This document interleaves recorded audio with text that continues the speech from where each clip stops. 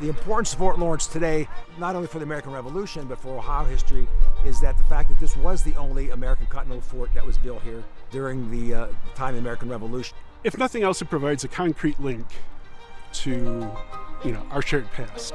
This is a very small part of what made this country. I mean, and it didn't work out the way they thought it would, but it's still here.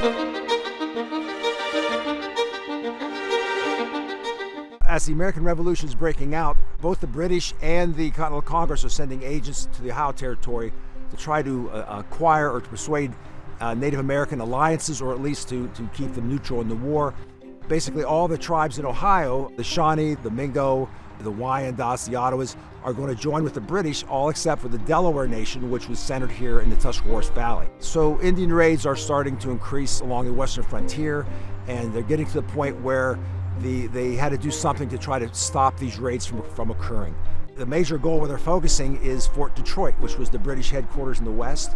They're going to follow an ancient Indian path known as the Great Trail out of what was then Fort Pitt, today's Pittsburgh, Pennsylvania. The problem was that it was a very late start in the year. They reached the Tuscarawas River here in November 18th of 1778. They decided to build a fort here and wait till the following year. The fort, for most of its existence, was really low on supplies. It suffered not only shortage of supplies and harsh weather, but also the fact that there was a lot of Native Americans that were in here, and there was a number of ambushes and attacks that took place here during that period of time. There was some 22 individuals or more that died here or were killed here in Native American conflicts here while they were at Fort Lawrence. About that same period of time, New York State and eastern Pennsylvania are suffering major raids from the Iroquois and British out of Fort Niagara, and so another large campaign was being planned against those natives, led by General Sullivan, starting in 1779. So the military focus kind of shifted from the campaign from here to attack Fort Detroit to the Sullivan campaign. Washington decided that this fort should remain, now for about the last month or so, acting as a decoy as the Sullivan campaign is taking place. And it worked out pretty well. The British were panicking. They knew they were planning an attack against Detroit. And you not only had an American Continental Army sitting here, but you also had George Rogers Clark, who had successful campaigns down the Ohio and up into the Illinois territory. So you had General McIntosh and his force sitting here, and George Rogers Clark in the Illinois country. And so Detroit actually built a bigger, stronger fort to defend itself. They were more or less diverting supplies there to defend themselves, which actually helped the Sullivan campaign in New York. The forces that were here, kind of dispirited and kind of beat up a little bit, just walked out. They left the fort. They didn't even burn it. They just left the fort.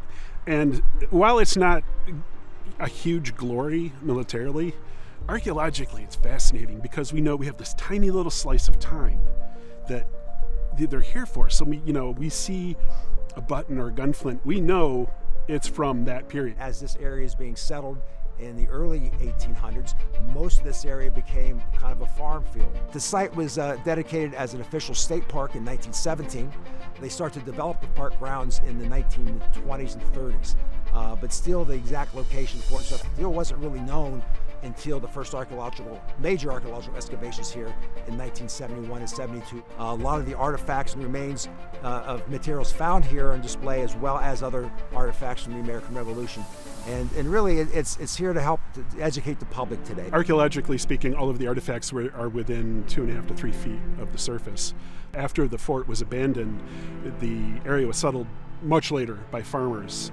So the artifacts do get mixed up a little bit, but what archaeological research has found out is that while the vertical matrix may change for the artifact, horizontally it really doesn't go very far. So we don't have as tight a control for time, but we don't need it. We know it's 10 months. The plans for the grounds now, we will do a couple of years of archaeology, confirming that the foundations are where we think they are. And then we'll actually start to excavate the foundations. And part of my job right now is sourcing logs so we can rebuild the palisade. Next winter, when the museum closes for the season, we will start actually gutting the museum, reconfiguring the space, putting all new exhibits in, some of them hopefully using the archaeology that we're turning up. And then in 2028, we'll have the fort rededication for its 250th anniversary. Whether you're from Cleveland or Cincinnati, Democrat, Republican, this is our history. This is the thing that, it's kind of an anchor that, you know, for whatever reason, this is Ohio. You know,